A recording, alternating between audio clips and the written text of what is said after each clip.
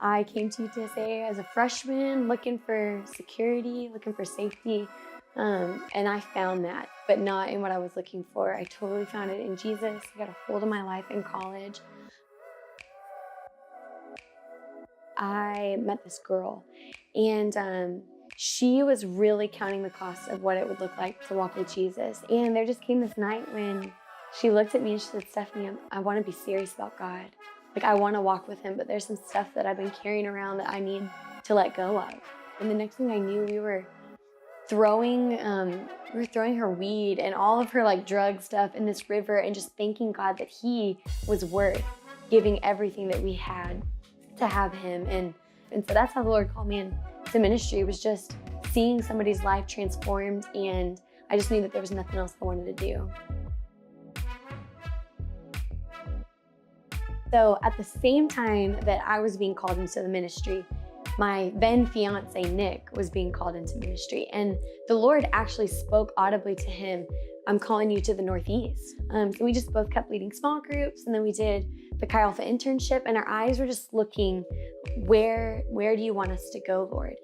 And as soon as New York came up, the Lord reminded Nick that he had spoken to him about going to the Northeast. And so he was on the boat, ready to go, like right out of the gate. And for me, it took a little bit more time.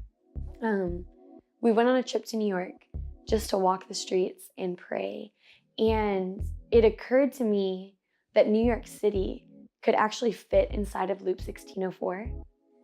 And that in that small space, there were 600,000 college students. And there were 38 unreached people groups. There were almost 2 million unreached people in New York City.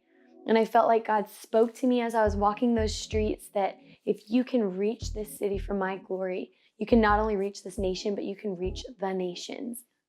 I sincerely believe that the college campus is one of the most strategic mission fields. I believe that people come to college and they're at this crossroads in their life, and they're deciding for the first time completely on their own who they're gonna be forever. And it is a joy and an honor and a privilege to get to meet people at that crossroads with the gospel and show them not only how to give their lives to Jesus, but to live their lives for Jesus. And if you're thinking about going into full-time campus ministry and the Lord's given you a burden for it, I think your next step is to say yes.